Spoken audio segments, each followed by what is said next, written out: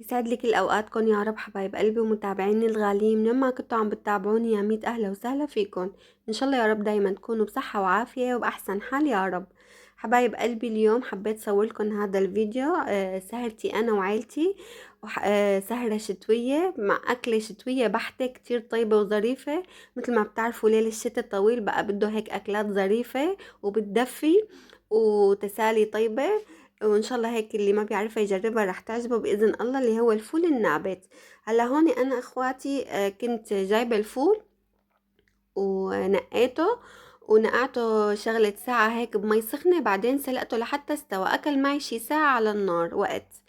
من بعد ما استوى هيك أخواتي هلأ أنا سكبته هيك بصحون، سكبته. هلأ بتشوفوا شو رح أعمل. أكلة كتير طيبة وظريفة، وإن شاء الله رح اللي يجربها هيك على طريقتنا أهل الشام نحنا بنعملها كتير طيبة. اللي رح يجربها رح تعجبه بإذن الله. وطيبة بالشتاء مثل ما بقولكن أكلات الشتاء سبحان الله مميزة. هلا هون بمصر هيك الحبة بتبقى صغيرة، ما في فول كبير. نحن عنا بسوريا حبة الفول بتبقى كبيرة هيك فحلة، أما هون بمصر للأسف الحبة صغيرة. وبنوجد عند محلات السوريين الفول تبعنا، بس بعاد عني بصراحة، ما في محلات سورية قريبة علي. بس بيمشي حاله هذا الفول الصغير، كمان طعمته كتير طيبة. وهيك مثل ما انتم شايفين هلا انا صبيت المرقة بالكاسات. المرقة كمان مرقة الفول اساسية طبعا مع الفول النابت. هلا بتشوفوا شو رح اعمل بعد ما اني صب الكاسات.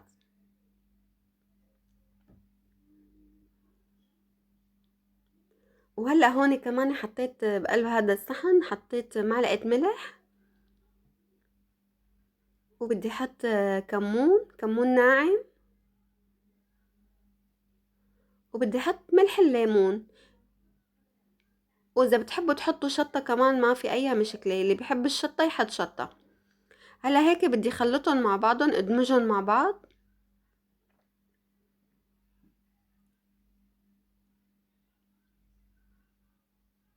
هيك كلهم ادمجهم مع بعض بحيث انه الملح مع الكمون مع الملح الليمون كلهم يبقوا روح واحدة.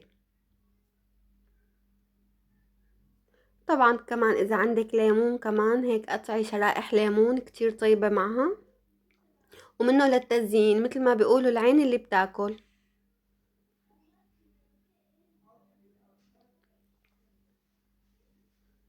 قطعي لك هيك ليموناية قطعيها شرائح. كمان هلأ بتشوفوا شو رح اعمل بنهاية الفيديو. بتمنى اخواتي هيك تضلوا عم تدعموني، وبتمنى يعني تكتبوا لي هيك تعليقات حلوة، بتمنى التوفيق للجميع. الله يوفقنا جميعا يا رب. وان شاء الله قنواتنا كلياتنا هيك بتوصل للقمة بإذن الله. هيك هلا انا من بعد ما سكبت الصحون هيك مثل ما انتم شايفين طبعا، وشرائح الليمون هي مثل ما قلت لكم للزينة، يعني العين اللي بتاكل بيبقى شكل الصحن حلو.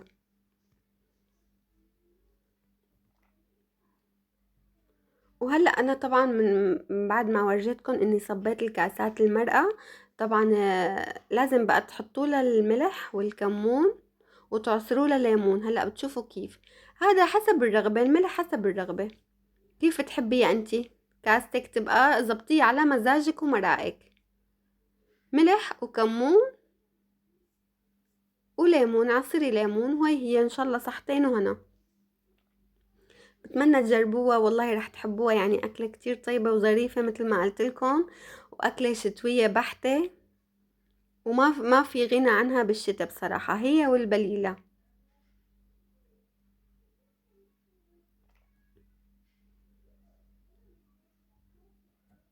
مثل ما قلت لكم كل واحد بيظبط كاسته على مزاجه، إن كان ملحة ولا كمونة ولا ليمونة.